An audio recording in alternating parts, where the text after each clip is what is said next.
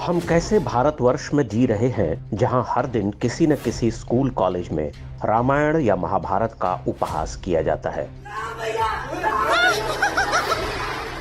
School का एक मिर्ची जैसा लड़का रामायण के चरित्रों के साथ खेलता है तो कॉलेज में रामलीला को अश्लील भौंडेपन के साथ परोसा जाता है।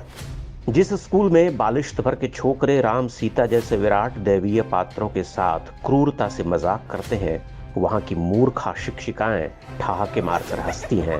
ये कैसे स्कूल हैं? कॉन्वेंट के नाम पर इस विकट हिंदू अपमान की हिम्मत कहां से जुटाई जाती है? मेरा नाम रमेश कुमार। आज का समाचार यह है कि अमेज़न के जंगल में राम नामक एक लौंडे ने सुर्पनखा नामक एक लौंडिया का बुरी तरीके से कत्ल किया। अगर वह भगवान राम और देवी सीता के साथ इतना गंदा प्रहसन करते हैं और यह सोच कर करते हैं कि इसका क्षेत्र तो स्कूल तक ही सीमित है, तो भी वह इस बात को सिद्ध करते हैं कि भगवान राम और माता वैदेही के लिए उनके मन में रत्ती भर सम्मान नहीं है। यानी उन्हें अवसर मिले या आश्वस्ति हो कि ऐसा करने पर कोई संकट नहीं है तो वह खुलकर नंगा नाच करेंगे। यह कैसी शिक्षा व्यवस्था है? ये कैसी युवा पीढ़ी और भविष्य हम बना रहे हैं? इन शिक्षकों और स्कूलों को क्यों नहीं कठोरता से दंडित किया जाता है? इन्हें कौन यह समझाएगा कि राम कौन है? राम और कृष्ण कैसे भारत से अविभाज्य हैं? क्यों भारत का होना एक सभ्यता के रूप में उसकी हजारों वर्ष की महान यात्रा राम और कृष्ण के बिना पूरी ही नहीं हो सकती? क्यों राम और कृष्ण के पर्याय से हर गांव देहात में आज भी 50 लोग अपने बच्चों का नाम रखते हैं? क्यों भारत के महानतम साहित्यिक ग्रंथ इन्हीं दो महापुरुषों पर लिखे जाते रहे हैं? क्यों राम का जीवन हमारे लिए एक अनन्य उदाहरण है? हम उनके जीवन का कुछ भी अपने भीतर उतार लें तो धन्य हो जाएं। इन कथित शिक्षकों और छात्रों ने कहां से शिक्षा पाई है? ये अपने बच्चों को क्या पढ़ाते लिखाते हैं? और इन बच्चों के माँ बाप ऐसे प्रहसनों नौटंकियों को किस तरह से बर्दाश्त कर पाते हैं?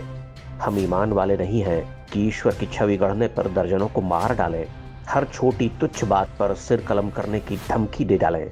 हम तो अपने ईश्वरों से प्रश्न पूछने वाले लोग हैं। हमने गंभीर साहित्यों में बहुत छूट भी ली है।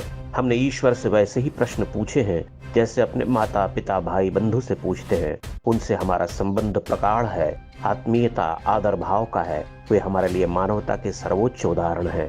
वे हमारे जीवन के साधारण असाधारण प्रसंगों में उपस्थित होते रहते हैं। हजारों वर्ष पूर्व उनके दिखाए रास्ते पर चलना हमारा सौभाग्य माना जाता है। तो हम इस तरह के चुटकुले और भौंडे प्रहसन कैसे देखें सुने?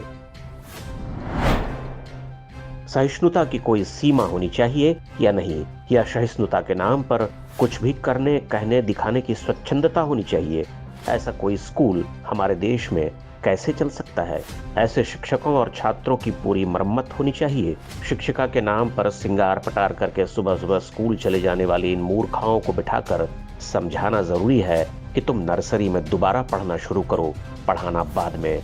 और ऐसी सत्यानाशी ताड़काएं और छोटे छोटे बच्चों को देशघात, हिंदू घात, सभ्यता की सीख देने वालों वालियों के लिए तो गर्दनिया पासपोर्ट ही परमावश्यक जान पड़ता है।